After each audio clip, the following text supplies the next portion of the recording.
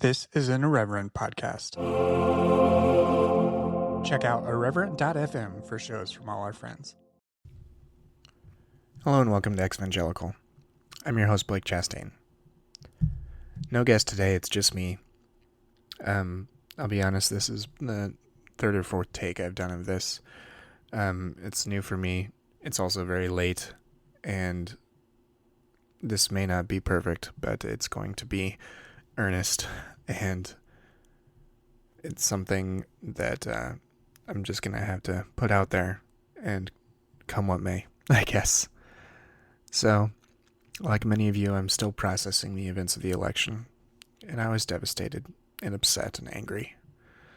And in particular, I was angry with evangelicals. 81% of evangelicals voted for Donald Trump. A majority of whites voted for Trump. And there's a significant overlap with those two demographics. And this is unacceptable. Now, I haven't really gone into my own story before, and I'm not going to give you my whole story right now. That'll be time for a different episode in a different climate, in a different moment. But I cannot ignore this moment right now where we're in. And I want to share with you some salient points of my story. I was born and raised in Indiana before moving to Illinois in high school, but the most formative spiritual moments of my life were in South Carolina at a black church. Every summer in my young life, as a kid, my parents would use their vacation time to take me and my sister to South Carolina, along with several other families from our church, to a small town outside of Charleston, South Carolina.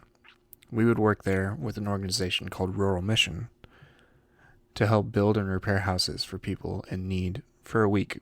We'd leave like on a Friday morning, Friday afternoon, travel for a couple days, get there on a Sunday, work Sunday to Friday, then have another weekend to come back. This was a kind of a bootstrap thing. It was started with maybe 15 people and then got bigger to like 30 plus in later years. But I mean, this was basically just a handful of cars of people. And I started going when I was 6 years old, and I loved it. Each year we'd go to the same town, and we'd stay at the same church, and we'd see the same people. The leader of the organization was this wonderful woman of God named Linda Gadsden, and she became lifelong friends with many people from our church. She prayed with us, she laughed with us, she shared stories. She was just absolutely amazing, and she built this organization to help people in need in her community. And we formed relationships there. And these people got to like see me grow up. And I got to see some of them grow up. It was amazing. Every year we'd leave on Friday in a big caravan, like I mentioned.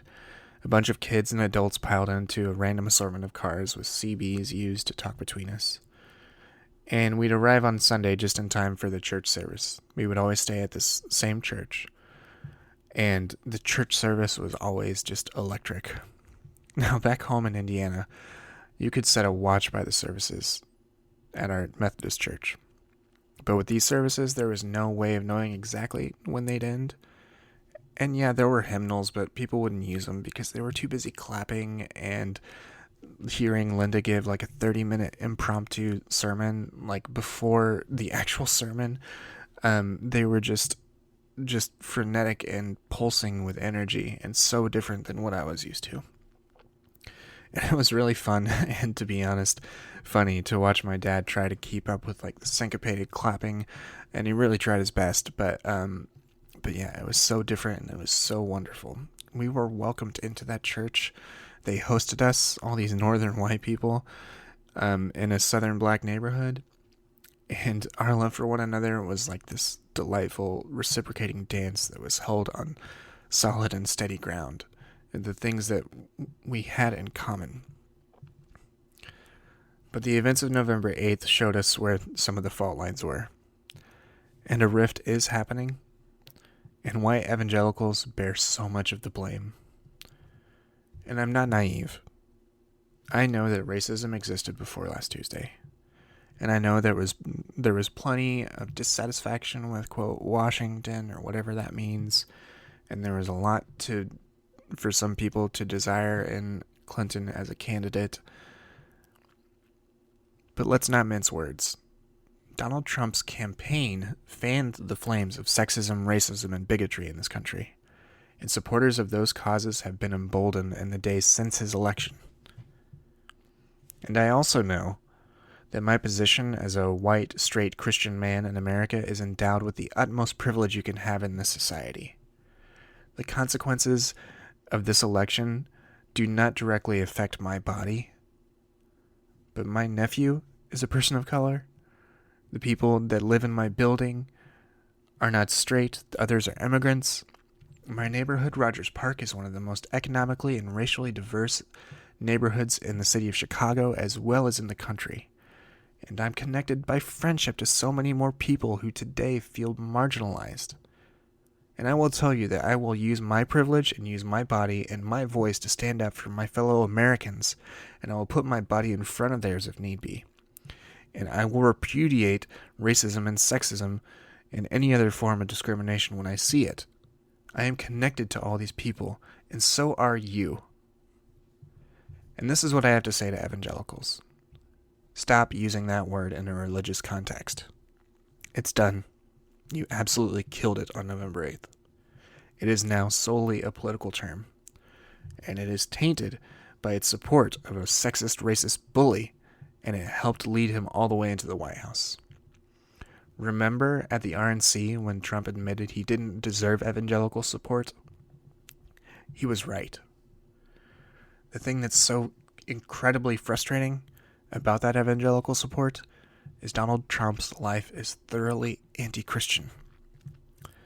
This is a man who seeks to deport millions. Jesus was a refugee. A man who advocates torture. Jesus was tortured by Romans. A man who demeans and assaults women and sexualizes girls. Jesus uplifted women at every turn. It was women who first witnessed the resurrection in a time when women weren't considered valid legal witnesses. Not to mention the way he interacted with Mary Magdalene, the woman at the well, the woman caught in adultery, and on and on. This is a man who loves money and greed and power. And Jesus sought to free the rich man from his love of money. And Donald Trump has exhibited so many signs of racism, as evidenced by his history of discriminating against people of color at his properties, as well as tacitly condoning others' racism by failing to speak against it at his rallies for the past 18 months. The parable of the Good Samaritan that Jesus told is a story absolutely imbued with race. Samaritans were second-class citizens in Jesus' time because of their race, and yet it was the Samaritan that helped the man in need, undercutting and inverting the racial understanding of the day. Also not relative to the way of Donald Trump's life and the life of Christ, but relative to his immoral way of life. Trump is a thoroughly dishonest businessman and a faithless spouse. Now, I'm not shocked that there was such vocal support of a Republican candidate by evangelical institutions. My alma mater, Indiana Wesleyan, has in fact enshrined both Ben Carson and Mike Pence into their so-called Society of World Changers. And they're complicit in this tainted work as well. Evangelical politicians and the people that support them have loved power, control, and influence more than God for a long time. Its institutions ensure that, to the detriment of the well-meaning individuals who attend their churches and go to their schools and work at their institutions. The evangelical political movement began in response to the integrative work of Brown versus the Board of Education and has its roots in racism. It's tried to hide that history in favor of its founding myth that touts its role as an outspoken voting bloc relative to abortion above all, but that's not the truth. Randall Balmer has really dug into this very well, and I'll link to that story. But now this love of power, control, and influence has aided a demagogue into the White House, and he's already begun to surround himself with Washington insiders. So let's not think he's going to shade things up in that regard. But his pick for chief counsel and Steve Bannon is highly problematic and discouraging, and white evangelicals must respond to all of this. Friends and family and people close to me have seen my angry, frustrated, aggrieved posts on Facebook over the past week. They've wanted to kind of, in different ways, try to control my reaction, want to see me act more reasonable, are kind of shocked that I was so upset, to try to give the benefit of the doubt. But I don't think I can. White evangelicals must own up to what they've supported. They have to sit in the discomfort of this. They must see what they've done, and they must repudiate the vile, racist, xenophobic, anti-immigrant, anti-Muslim rhetoric, and not let it stand or become normalized, regardless of whether it was done by Trump or by people that are his supporters or people that have come out of the woodwork because of his success and his election to the highest office in the land. If they see racist acts, they must say this cannot stand. Same goes for misogynist acts and sexist acts and anything else that goes against basic decency and against the creed of Christianity. In short, white evangelicals, they need to repent. They also can't say a damn word to anyone and try to police how other people of color, queer people, women, or other marginalized people may feel as a result of this election. Just don't. I don't know how to be a good, quote, good ally right now, and I'm still trying to figure that out. And what I've said already may not be perfect, and I'm still trying to find my way too. And a lot of this has been harsh, and there's no avoiding that. In the coming days and years, we're all going to have both thick skin and tender hearts. Because things can't go unsaid anymore. We can't live in a filter. We can't live in a bubble. There are racist insignia, swastikas, and other things being scrawled in public places, in schools, and other places that can be seen. And those things cannot be normalized. The poison has reached the surface, and before it kills us, we have to draw it out. Now, let me return to another story from South Carolina. These trips were just chock full of traditions. We'd stay at the same hotels on the way down and the way back. Another thing, every year on a Tuesday, we'd go to these things called seafood jamborees that the nonprofit Rural Mission would host. And we get to meet up with other groups that were working in other different communities, and we'd get to eat all kinds of crab and all sorts of other great food and see live music. It was amazing. We'd also stop once or twice a week at this old ice cream store called the Ye Old Fashioned Ice Cream Shop, spelled with 2 P's and an E. And every year, on Friday, after we finished our last work, after we'd completed whatever work was left, this would be the last day that we were in the area. The last day we were finishing up all the different projects. That afternoon, we would go into Charleston, and we'd go to what used to be the old slave markets and buy trinkets and that sort of thing. And I didn't know that part of the history until much later. I was just a kid. And I would do things like every year there was a popcorn shop and I'd buy this assorted flavored popcorn. And I'd play this game where I'd close my eyes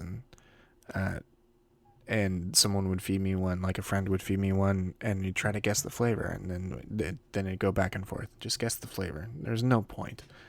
It'd just be fun. And then the next day we'd stop in Pigeon Forge to stay for the evening, and we'd stay at a hotel. That Saturday night we would go-kart racing, and then the next morning on Sunday in Pigeon Forge, which is right in the Smoky Mountains, we'd have our final daily devotion poolside in the dewy, foggy morning before we left. And the pool was the weirdest place on earth. It was outside, and it had some sort of like deck or something that was covered with like AstroTurf or like green fake like putting green sort of stuff like you'd find at I don't know. It was so weird, and it smelled just vaguely of mildew and chlorine, but it was foggy and a little chilly and just like oddly perfect. And in this setting, there'd be a short little lesson. And then we would all join together and we'd sing the hymn, "They Will Know We Are Christians by Our Love," before heading home. And it was the perfect coda to those trips, where we served and were served by people very, very different from us. And that diversity and those encounters meant the world to me, and they still do. Those memories fuel me today. But now, in this moment, how will the world know white evangelicals and white ex-evangelicals and ex-Christians, anyone else, how will they know us by our love? What will we do to show the world that we love them? That's my challenge, and that's yours. Stand up to hate. Stand up to racism. Stand up to sexism. Embrace those different than you. Find a call deeper than the one you may understand from evangelicalism, one that began with the man and the God that hung on a cross and burst from a tomb in first century Israel. God help us.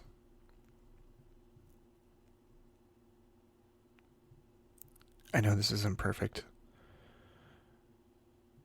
I know there's a lot of emotions being processed right now. And this is very much mine. But it's a different world now. And we have to be better. We have to be better together. If you have any ideas, please share them on Twitter with the hashtag #ByYourLove.